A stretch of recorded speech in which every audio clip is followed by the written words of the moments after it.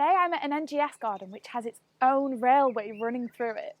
Let's hop on and go have a look around. Wendy and Chris Jakeman have owned Pilmoor Cottages since the 1970s and have since completely transformed the gardens with their thoughtful planting and the addition of a 7¼ gauge railway.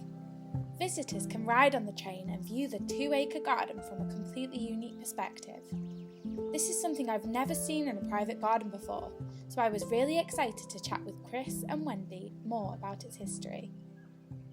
So one of the biggest features of this garden is obviously the railway, and it actually runs alongside a real railway track which has been in operation since 1843. So Chris decided to kind of mirror this in his own garden. He's got an interest in trains, and as you can see, the tracks for the main railway station are literally just there.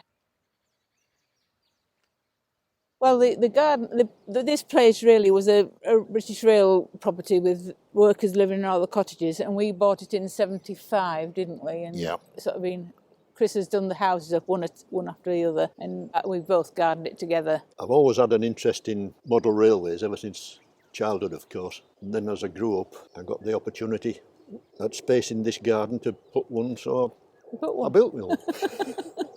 When we're travelling around the garden on the train, we're going quite slow and you're sat low down, so you notice things you maybe wouldn't see when you're just walking past. And we do go through this patch of shrubs behind me, little things in there which you wouldn't possibly see if you're walking through.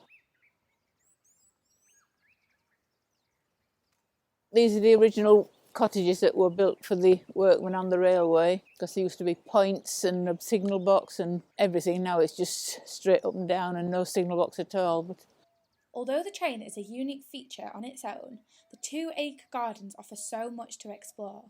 Chris and Wendy have spent years planting it up into distinguished areas, and their love for a certain style is evident throughout. I got an interest in Japanese style gardening, and this is a representation of a dry lake called a karansui.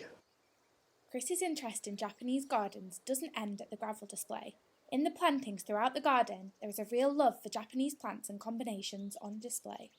I'm just next to the tunnel, which is where the train begins, and there's this little Japanese inspired kind of garden space here. We've got a lovely Acer, which I think is my favourite. I love the colours at this time of year.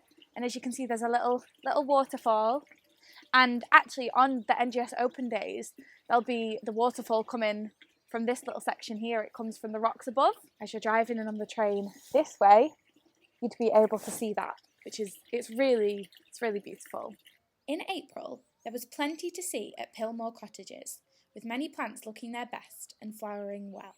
well, the blossoms are out on the pruners, aren't they? And there's a couple of pearies that are very nicely coloured.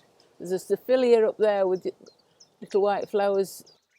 Crown Imperials are just about coming towards the end of their flowering period, and the Herbaceous Borders are just starting to liven up. Well, the Dicentras are in bloom at this time. I can't remember the new name for it. And that's a nice early geranium, Malviflora.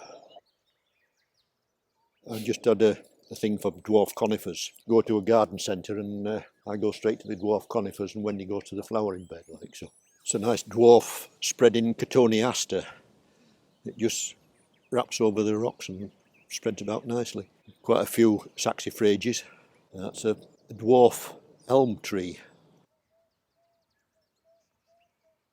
There's a dozen apple trees in the garden. They were all here when we came. So I've had to do some drastic pruning to a lot of them. Really old apple trees grow really quickly, so they didn't have the dwarfing rootstocks and the like. The lilacs were original as well. So this is the part of the garden that has been designed for autumn colour, but as you can see around me, there's plenty of colour in spring as well.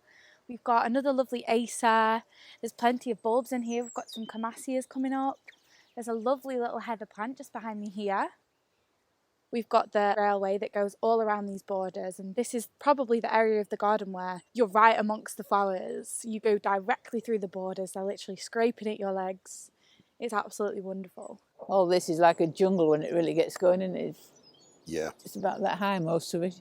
Can't get in at all. This is all various shrubs. The flowering currant, white icicle or something. And the Burnham just about to come out. Yeah. And the- Rhododendron just about to burst into flower. And this, as I said, was supposed to be an autumn garden, but it's just a mishmash of everything.